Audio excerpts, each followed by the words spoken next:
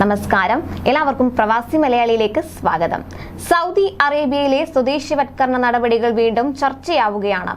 സ്വകാര്യ മേഖലയിലെ കൂടുതൽ തൊഴിൽ രംഗങ്ങളിൽ സ്വദേശിവത്കരണം കൊണ്ടുവരുമെന്ന് അധികൃതർ വ്യക്തമാക്കിയിരിക്കുകയാണ്. ഇപ്പോൾ മാനവശേഷി സാമൂഹിക വികസന മന്ത്രാലയത്തിന് കീഴിലെ സ്വദേശിവത്കരണത്തിനും വനിതാ ശാക്തീകരണത്തിനുമുള്ള പ്രത്യേക വിഭാഗത്തിന്റെ അണ്ടർ സെക്രട്ടറി NG മാജിദ് അൽ ദുഹവിയാണ് ഇക്കാര്യം വ്യക്തമാക്കിയത്.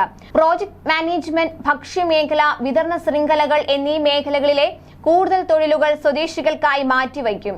സ്വദേശിവത്കരണ പദ്ധതികൾ സ്വകാര്യ മേഖലയിലെ സ്വദേശി ജീവനക്കാരുടെ എണ്ണം 20.6 ലക്ഷമായി ഉയർത്തി. ചരിത്രത്തിൽ ആദ്യമായാണ് സ്വകാര്യ മേഖലയിൽ സൗദി ജീവനക്കാരുടെ എണ്ണം ഇത്രയധികം ഉയരുന്നത്. വിവിധ മേഖലകളിൽ ഇതിനോടകം നടപടികൾ പ്രഖ്യാപിച്ചെങ്കിലും രാജ്യം സ്വദേശിവത്കരണം ഏർപ്പെടുത്താൻ പ്രധാനമായും ലക്ഷ്യമിടുന്നത് ഗതാഗത ലോജിസ്റ്റിക് മേഖലയിലാണെന്ന് മന്ത്രാലയം അറിയിച്ചിരുന്നു.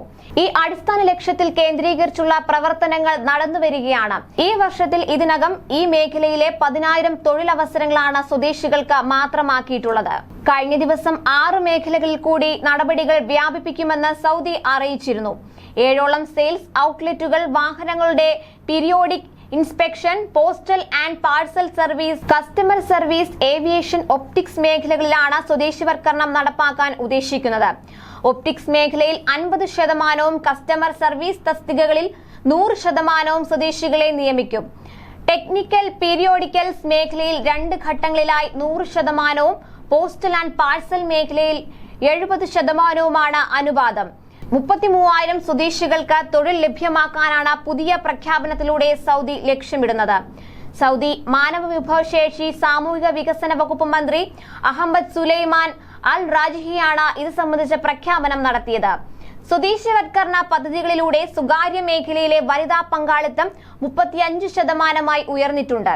ഓരോ മേഖലയിലും തൊഴിൽ അന്വേഷിക്കുന്ന ഉദ്യോഗാർത്ഥികളുടെ എണ്ണം, ഓരോ മേഖലയിലെയും സാമ്പത്തിക വളർച്ച, സൗദി ജീവനക്കാർക്കുള്ള ആകർഷണീയത, സ്വദേശികൾക്ക് തൊഴിൽ പരിശീലനത്തിലുള്ള ആവശ്യകത, വരും വർഷങ്ങളിൽ സൗദി യൂണിവേഴ്സിറ്റികളിൽ നിന്ന് ബിരുദം നേടി പുറത്തിറങ്ങുന്നവരുടെ ലഭ്യത എന്നിവ അടക്കമുള്ള മാനദണ്ഡങ്ങൾ പരിഗണിച്ചാണ് ഏതെല്ലാം മേഖലകളിൽ സ്വദേശിവത്കരണം നടപ്പാക്കേണ്ടതെന്ന് നിർണ്ണയിക്കുന്നത്.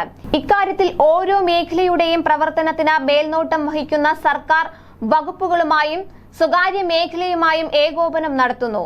ഓരോ മേഖലയെയും കുറിച്ച് സമഗ്ര സർവേ നടത്തി ഈ മാനദണ്ഡങ്ങളുടെ അടിസ്ഥാനത്തിലാണ് സൗദിവത്കരണ തീരുമാനങ്ങൾ പ്രഖ്യാപിക്കുന്നത് എന്നും NG മാജിദ് അൽ ദുഹവി പറഞ്ഞു. ഈ വർഷം 30 സൗദിവത്കരണ തീരുമാനങ്ങൾ പ്രഖ്യാപിക്കാൻ മന്ത്രാലയം ആലോചിക്കുന്നതായും വകുപ്പ് മന്ത്രി NG അഹമ്മദ് അൽ റാജിഹി നേരത്തെ വെളിപ്പെടുത്തിയിരുന്നു. കൂടുതൽ പ്രവാസി വാർത്തകൾക്കായി ഈ ചാനൽ സബ്സ്ക്രൈബ് ചെയ്യുക.